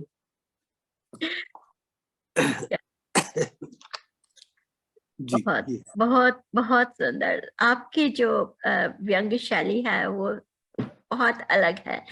कई लोगों के जो व्यंग होता है वो एकदम तीखा होता है, आपका व्यंग तीखा तो होता है लेकिन वो बहुत वो वो एकदम नहीं जाता, वार नहीं करता, वो धीरे धीरे वार करता है, आपको कष्ट नहीं होता उससे, लेकिन वार जरूर करता है। तो इस तरह का जो आपका जो व्यंग लेखन है वो किस तरह से किस तरह से वो आगे बढ़ा, कहाँ से शुरुआत हुई और चलते चलते वो आप जहाँ अब है वहां तक कैसे पहुंचा? कौन कौन आपके प्रेरणा स्रोत रहे उसमें? हाँ मधु जी, ऐसा होता है कि सबसे जरूरी तो होती है जन्मजात प्रतिभा। जी है ना? जी हम गधे को पीटकर घोड़ा नहीं बना सकते, एक जी बेहतर गधा बना सकते हैं। जी तो जब तक प्रतिभा नहीं निश्चित होगी तो सबसे पहले तो प्रतिभा, जी तो प्रतिभा जब पहचान ली जाए, जैसे मैंने खुद भी पहचानी, मेरे दादाजी ने पहचान ली, माँ ने जी पहचान ली कि ये जी इसमें लिखने की प्रतिभा है, कहानी बनाता है, जी तो क्या होता है, दूसरी चीज होती है कि उसका अभ्यास किया जाए। जी तो आप निरंतर लिखें, निरंतर लिखने के लिए आपको निरंतर चिंतन करना होता है। जी तो आप चिंतन युक्त रहते हैं, हमेशा मनन करते रहते हैं, जी और जब समझ में नहीं आता तो अध्यापकों से, बड़ों से विमर्श करते हैं जी कि उसके अलग अलग पहलू होते हैं। जी फिर तीसरी चीज है साहित्यकार के लिए या किसी भी कला के लिए कि जो उससे संबंधित तत्व हैं उनको जानना। कौन और व्यंग लिख रहे हैं, अगर हमें व्यंग लिखना है, जी कहानी लिखनी है तो कौन और कहानी लिख रहे हैं, कब से कहानी शुरू हुई, कैसे हुआ, इसका अर्थ क्या है, असली कहानी क्या है, असली व्यंग क्या है, असली उपन्यास क्या है। तो उनके उन बौद्धिक तत्वों को ग्रहण करने की क्षमता प्राप्त करने के लिए उन सबको जानना, पढ़ना, स्वाध्याय करना, तो ये जी तीन फैक्टर बहुत जरूरी है। तो जो भी इन तीनों का ख्याल करके चलता है तो जी उसका एक स्वाभाविक गति से विकास होना शुरू हो जाता है। बस वो ध्यान रखिए कि उसको जो लिखना है वो स्वदेश्य लिखना है, स्वदेश उसका उद्देश्य जो है वो मानव के प्रति हो, मानव के उत्थान के प्रति। ये जी ना हो कि इस पर तालियां बजे, तालियां इस पर लोग वाहवाही करें, नहीं, इस पर वो सोचे, उस पर उन्हें लगे कि हाँ आज हमें इसको पढ़ करके कुछ बोध हुआ, आज हमारा कद इसको सुन के कुछ बढ़ने की तरफ जा रहा है। ऐसा ना हो कि हम सुने और अपने मन में अपने कद को और छोटा कर लें, जी है ना। रस रंग में हम डूब करके सुने, बड़ी ताली बजाए, खुश हो जाए, लेकिन वो खुशी कितनी बेमानी कितने होगी, ये इसका चिंतन करें। तो चिंतन ये इसके कुछ सैद्धांतिक पहलू हैं जब आप अपना व्यक्तित्व का विकास करना चाहते हैं, कि जी उसको पहचान कर, प्रतिभा को, उसका अभ्यास करके, ठीक लिख के, जो नहीं समझ में आ रहा विमर्श करके, बिना संकोच के उसको पूछिए, और और फिर उसको करेक्ट कीजिए, लग रहा है कि नहीं हुआ, तो वो एक निरंतर करते चले जाइएगा। तो ऐसा होता है। मैं बचपन में चूंकि जी कहानी से आरंभ हुआ तो कहानियां लिखता था, और कहानियां लिखते लिखते मैं तो कविता तो सब व्यक्ति लिखते ही हैं, कोई ऐसा नहीं जिसने कविता ना लिखी हो। जी कविता से शुरुआत होती है जी क्योंकि वो प्रस्फुटित हो जाती है, बाकी जी गद्य को थोड़ा बनाना पड़ता है। जी तो उस कविता तो मैं लिखता था। तो एक बार मेरे स्कूल में बहुत बड़े कथाकार जैनेन्द्र कुमार आए, जी। और मेरे प्रिंसिपल ने कहा जैनेंद्र जी से कि ये हरीश कुमार नवल है, ये भी लिखता है, तो हरीश जी। सुना दो इन्हें कुछ। जी। तो मेरी एक कविता तब पत्रिका में छपी थी स्कूल की, मैं जी। करता हूँ अपने आप को ऑफर, मैं हूँ फोटोग्राफर, क्रुश्चेव को कैनेडी बना दूं, कैनेडी को क्रुश्चेव, ऐसे कुछ था। जी। तो वो आधी कविता ही सुनी होगी, तो जैनेंद्र जी ने बड़े गंभीर स्वर में कहा कि तुम व्यंग अच्छा लिख सकते हो। जी। मुझे तो पता नहीं था कि व्यंग क्या होता है, व्यंग पता होता तो क्या? आज भी नहीं चला, आज भी उसको मत रहा हूँ। जी। तो तब तो मालूम ही नहीं था कि क्या व्यंग, क्या हास, क्या, ये तो मालूम नहीं था, पर उन्होंने कहा। तो मैं ऐसे ही एक दिन मैंने एक कहानी लिखी। कहानी क्या लिखी कि उन दिनों क्रिकेट मैच जब होते थे तो उसकी कमेंट्री रेडियो पर आती थी, जी। और रेडियो सुनने के लिए बाजारों में भीड़ लग जाती थी, है ना। ये जी। लोग जो है चलते हुए बाजार में पान वाले की दुकान पर या किसी और दुकान के बाहर खड़े होकर के जी। सुना करते थे। तब अंग्रेजी में कमेंट्री आती थी, जी। हिंदी में बहुत बाद में आई। जी। तो मैंने उसको लेकर के मिस्टर कमेंट्री दास, मैं स्कूल में पढ़ता था, तो मैंने मिस्टर कमेंट्री दास करके जी। एक व्यंग कथा लिखी। मुझे मालूम नहीं था कि ये व्यंग कथा है, या हास्य कथा है, क्या है। तो मैंने एक लिखा, तो उसमें बताया कि वो जो उसको कमेंट्री सुनने का शौक था, तो इस कमेंट्री की शौक ने उस पर कैसे कैसे उसको कितने कष्ट जीवन में हुए, लेकिन तब भी वो कमेंट्री सुनने से नहीं चूका। तो उसको लेकर मैंने लिखा। तो वो जब लिखा तो मेरे गुरुदेव थे धर्म मानुजी सुकुमार, जी। तो उन्होंने कहा कि हरीश, अब तक तो जो मैंने तुम्हारा पढ़ा है वो तो कुछ और प्रकार का था, ये कुछ ऐसा है कि इसमें व्यंग है। तो मैंने जी। फिर सोचा ये भी करे इसमें ये व्यंग भी है। व्यंग है। कहते तुम्हें धीरे धीरे समझ में आएगा, इसको तुम छपने के लिए भेज दो। ये तुम्हारी मेरी मेरी रचनाएं सर्वहितकारी में छपती थी, जो एक आध्यात्मिक तरह की पत्रिका थी। तो वो जी। कहते कि ये उसमें नहीं छपेगा, जी। इसको कहीं भेजो। तो आगरा से तब एक व्यंग की पत्रिका निकलती थी, नोक झोंक। जी। तो अब ये बताइए, मैंने ये रचना लिखी थी 1963 में, 63 में, और उसके बाद मैं 64 में कॉलेज में दाखिल हुआ था, बीए फर्स्ट ईयर में। और तब मैंने इसको भेजा नोक झोंक में, वो तब छपी। तो पहली तो उसमें उन्होंने संपादक ने कहा कि आप बहुत अच्छा व्यंग लिख रहे हैं, ऐसी ही व्यंग कथाएं और भेजिए। और भेजिए। तो जी। उनको नहीं मालूम था कि एक 16 साल का बालक लिख रहा है, 17 साल का। जी। तो जी। जी। वो तो मैंने सोचा ये भी कह रहे हैं कि व्यंग, उन्होंने भी कहा व्यंग, जैनेंद्र जी ने भी कहा व्यंग, तो भैया इसको जानना चाहिए कि व्यंग होता क्या है। व्यंग है क्या? जी। हाँ, बीच में ये भी हुआ कि नीलम नाम की एक पत्रिका थी, उसपे एक चर्चा आती थी कि जो लड़के हैं वो लड़कियों के बारे में लिखेंगे, और लड़कियां लड़कों के बारे में लिखेंगी, ये उनकी उनकी कमजोरियों को लेकर के। तो उसकी एक प्रतियोगिता थी, तो कई अंकों तक चलती रही, और उसमें मुझे सर्वश्रेष्ठ उसका पुरस्कार मिला। जी। तो वो 15 रुपए पुरस्कार मिले थे। तो मैं अपनी माता जी के लिए उनको एक गुरुदत्त का उपन्यास लेकर दिया था, और उनको उनको खाने में वो बहुत अच्छा लगता था, पतीसा। पतीसा। तो उसका एक डिब्बा लेकर दिया था, तब सस्ती होती थी। तो वहां भी उन्होंने कहा कि ये व्यंग्यात्मक पत्र जो है ये छपे। तो तब मुझे लगा कि व्यंग है। मैंने कहानी लिखी, मुझे शिकायत नहीं, और मुझे शिकायत नहीं कहानी पर राजेंद्र यादव जी ने मुझे प्रथम पुरस्कार दिया था उनके हाथों से मिरांडा हाउस में। और फिर बाद में मेरी एक कहानी पर मुझे सर्वश्रेष्ठ कहानीकार का टाइटल मिला विश्वविद्यालय का। और तब सेरा यात्री आए हुए थे, वो कहने लगे भाई इसमें व्यंग बहुत है, आजकल व्यंग का जमाना है। जी। अब मैं सोचूं, फिर मैंने ध्यान दिया, तो तभी क्या है कि मोहन राकेश, धर्मवीर भारती, राजेंद्र यादव ये सब कहानियां जी। लिखते जी। थे, हम जी। उनसे जी। जी। प्रभावित थे। जी। तभी हरिशंकर परसाई, शरद जोशी, रविन्द्रनाथ त्यागी, श्रीलाल शुक्ल, इनकी रचनाएं धर्म में आनी रचना। शुरू हो गई। तो मुझे लगा कि मैं ये ऐसा लिखन जो है ये मेरे अनुकूल है ना। तो जी। मैंने जी। वो उसको फिर, जो सबने कहा कि कहानियों में ऐसा होता, तो धीरे धीरे मैं उस व्यंग की तरफ व्यंग मुखातिब की हो गया। तरफ आप। जी। और फिर मुझे नहीं मालूम था कि मुझे कल को जिनको मैं मन ही मन गुरु बनाता हूँ, ऐसे परसाई जी, शरद बस। जोशी जी, नरेंद्र कोहली जी, रविंद्र त्यागी जी, कभी मेरे साथ आत्मसात करेंगे। मैं उनके साथ मैत्रीपूर्ण ढंग से सोचा जाऊंगा। जी। तो जी। वो फिर जी। इस तरह से चल गया, तो बस यही है कि आप उसको छोड़िए नहीं, छोड़िए। इसमें जी अनवरत होना चाहिए। आप बीच में जी। में जी ये कोई एक ये नहीं है कि आपने शुरू कर लिया और आप उसमें पारंगत हो गए। ये एक हाँ यात्रा होती है जो शुरू हाँ करके उस पे चलते रहो देन और ये ये ऐसी यात्रा है जो कभी खत्म नहीं होती ये शायद। हाँ बिल्कुल, ये कभी खत्म जी नहीं होती। प्रोजेक्ट नहीं है, प्रोजेक्ट होते जी ना 1 साल का 2 साल का, वो जी नहीं। जी, ये हमेशा ये तो आगे बढ़नी। तो हाँ हरीश जी, आपने व्यंग के साथ साथ आपने बहुत सारे हिंदी नाटक भी लिखे हैं और टीवी धारावाहिक भी लिखे हैं।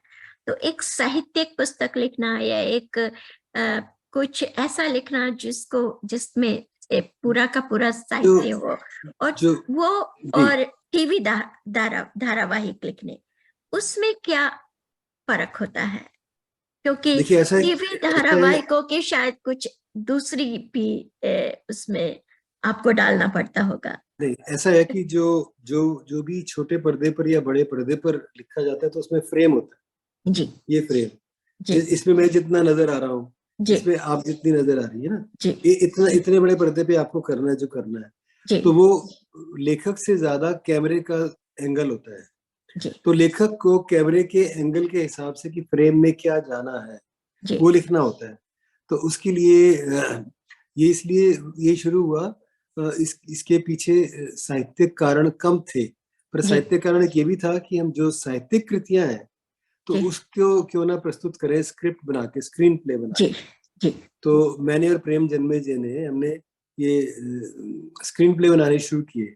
जी परसाई जी का बनाया, हजारी प्रसाद द्विवेदी जी के उपन्यास का बनाया, नासरा शर्मा के उपन्यास का बनाया, अमृता प्रीतम के उपन्यास का बनाया। तो जी ऐसे जो जाने माने राजेंद्र अवस्थी की कहानियों का बनाया, मोहन जी राकेश का जी नाटकों का बनाया। तो वो साहित्य को पर्दे पर प्रस्तुत करना, तो उसकी कला को सीखा और उसका अभ्यास किया। तो 26 इस तरह के सीरियल जो है वो लिखे गए, लिखे और गए। 3-4 वीडियो फिल्म भी लिखी। जी मेरी एक वीडियो फिल्म दृष्टिकोण थी, जी उस दृष्टिकोण पर यूनेस्को का एक बहुत बड़ा पुरस्कार मिला। जी, जो जो जो पूरी स्क्रीन प्ले और कहानी मेरी थी, और उसमें गीत बालसूप राही जी ने लिखे थे। बाल स्वरूप राय जी। जी फिर परशुराम जी पर हमने एक लिखा था, एक पौराणिक गाथा को लिख करके, जो अरुणाचल में एक परशुराम कुंड है जिसकी बड़ी मान्यता है। जी तो उसको लेकर के ओपेरा लिखा मैंने, कभी पहले लिखा नहीं था, तो वो लिखा म्यूजिकल। जी और उसमें सारा लेखन मेरा था। तो उसमें जो शीर्ष गीत था वो बाल सुब्राही जी का था, और उसमें एक ऐसे संगीतकार ने दिया था संगीत जिन्होंने 1-2 फिल्मों में भी संगीत दिया। तो बड़ा दिलचस्प था कि वो कुछ बोलते थे कि ऐसा लिखो, और फिर मैं उसी तरह से लिखता था। मुझे मालूम नहीं था मैं ऐसा लिख सकता हूँ। जैसे वो कहते थे दा ना ना रा ना रा ना लिखो, तो आप उसको शब्दों में लिखना शुरू करो। तो जी, वो एक कैमरे के हिसाब से आप लिखा लिखते जाए। हैं, और जी उसका लेखन जो है जी उसमें यश तो कम है, अर्थ जी ज्यादा है, पैसा ज्यादा जी है ना। जी क्या है कि आपको ऋण मुक्त रहना है, जी आपको सुविधाओं से रहना है बड़े शहर में, आपको जी घर भी चाहिए, आपको जी, अपनी सुविधा के लिए कार भी चाहिए, आपके माता बिल्कुल पिता का इलाज अच्छा हो, आपकी 2 बिल्कुल। बेटियां हैं, दोनों बेटियों की शादी बिना कर्जा लिए हो ये जाए, हो जाए। जी है ना। तो उसके जी लिए आपको बड़े शहरों में एक्स्ट्रा इनकम की जरूरत पड़ती है। तो आप एक्स्ट्रा इनकम बेईमानी से ना करें, ना करें। है, तो उसके लिए मेहनत करें। तो उस कारण से मैंने और प्रेम ने वो जी, शुरू किया कि शुरू किया। हम कहानी वगैरह लिखते हैं, अक्सर तो कहीं से पैसा मिलता नहीं है। जी मिलता भी है तो अगर धर्मयुग से 300 रुपये आए, जी कहीं से 200 आए, और कहीं नहीं भी आए, जितना खर्चा हमारा टाइप कराने में हो जाता था, तो जी उससे तो कुछ मिलता नहीं है। हाँ, उससे जी, नाम नाम मिलता है जो नाम सबसे मिल बड़ा जो मूल्य है, किंतु नाम के साथ साथ दाम की भी जरूरत पड़ती है। जरूरी होती है। उसके उसके बिना आप काफी सारे काम नहीं कर जी सकते। आप जी, अपना इलाज नहीं करा सकते हैं। इलाज नहीं करा कोई रोग सकते, लग गया बिल्कुल। तो, राजरोग लग गया तो नहीं कर सकते, तो वो नहीं है। सच, सच कहा मुझे आपने तो। मुझे मुझे मुझे मैं कैंसर हो गया था, तो कैंसर में कितने पैसे चाहिए आप समझ सकते हैं। जी, तो अगर वो नहीं कमाई हो तो आप कहाँ से करेंगे कहाँ से कहीं। करें। जी तो उसके लिए बिल्कुल। पर उसमें कई बार हमने कहा कि भैया भले ही इसमें नाम मत दो, जो साहित्यिक कृति है वो तो ठीक है, जी लेकिन साहित्येतर जैसे हमने धीरज कुमार जी के लिए संसार लिखा, बहुत जी सीरियल चला था, तो हमने कहा भैया, तो वो एडवाइजर के रूप में नाम देते थे। जी तो वो लेखन दूसरा है। कमलेश्वर जी के साथ, जी कमलेश्वर जी का जब देहावसान हुआ तो मैं उनके साथ काम कर रहा था। वो जी इंदिरा जी पर कोई फिल्म लिख रहे थे। जी हाँ, मनोहर श्याम जोशी जी के साथ भी ऐसे अनुभव हुआ। जी बाल सुब्राही जी के साथ काफी लेखन किया, रेडियो के लिए, नाटक के लिए। जी। वो एक अलग अलग विधा है। वो साहित्येतर होते भी साहित्यिक विधाएं हैं। जी अभी रेडियो नाटक और टीवी नाटक, अब तो हम यूनिवर्सिटी में हमारे होते होते हम एमए में नाटक के साथ साथ टेलीविजन पढ़ाने लगे, रेडियो पढ़ाने लग गए। तो मैं जी पढ़ाता था, सिखाते जी रहता था। तो चूंकि मुझे उसका प्रैक्टिकल अनुभव था, इसलिए यूनिवर्सिटी ने मुझे कोऑर्डिनेटर बना दिया कि जी भी आप तो एनडीटीवी में रहे हैं प्रोग्राम परामर्शदाता, आप इंडिया टुडे में रहे हैं लिटरेरी परामर्शदाता, आप हिंद वार्ता न्यूज एजेंसी में रहे हैं। तो कॉलेज के साथ साथ मैं सर ये काम भी करता था, कॉलेज से पूछकर कि अपने कॉलेज किया, घर आए, खाना खाया और उसके बाद दूसरी जगह चले गए। दूसरे फिर आए, फिर खाना खाया। तो खाना हमारे परिवार में दोनों टाइम सबने एक साथ डाइनिंग टेबल पर एक साथ बैठकर ही खाया। जी ऐसे बहुत जी बहुत भाग्यशाली लोग कम है कि सब भाग्यशाली एक साथ दोनों टाइम का खाना खाते हो। जी और जो जो अब ये कि क्लब में जाना है या कोई मदिरा पान, वो सब कुछ नहीं किया तो आपकी बचत अपने आप हो जाती है। अपने आप हो जाए जी तो जी बिल्कुल ये कुछ जीवन के फॉर्मूले हैं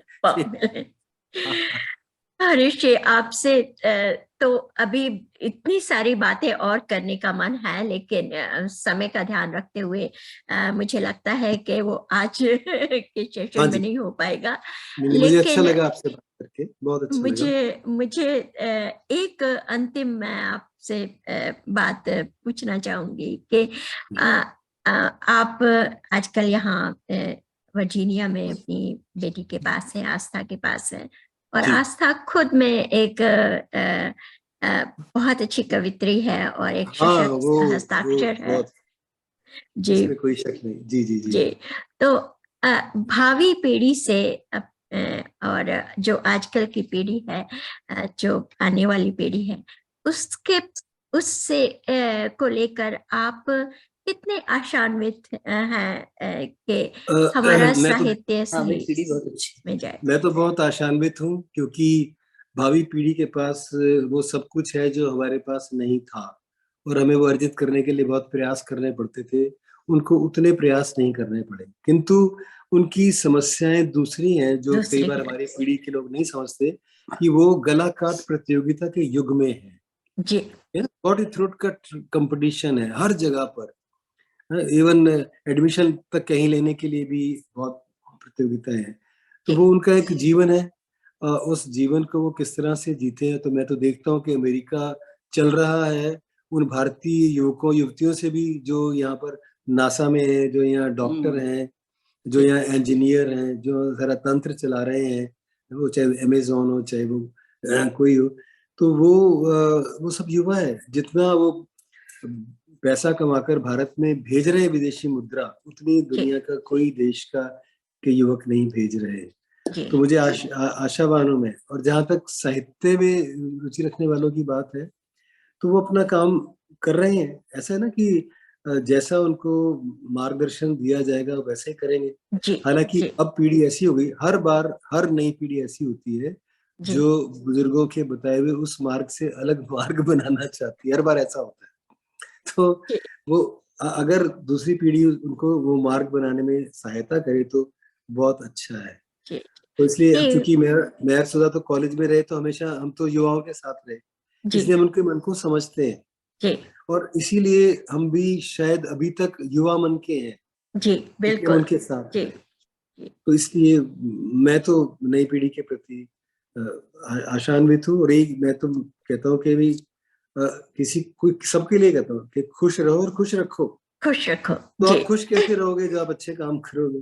जी खुश कैसे रखोगे जब आप किसी के लिए अच्छा करोगे, कल्याणकारी काम करोगे, उद्देश्य को बिल्कुल लेकर के चलोगे। है तो जी छोटा सा है। और फिर जो हमारे गुरु ने कहा था, दुनिया में रहो पर दुनिया को अपने मत रखो।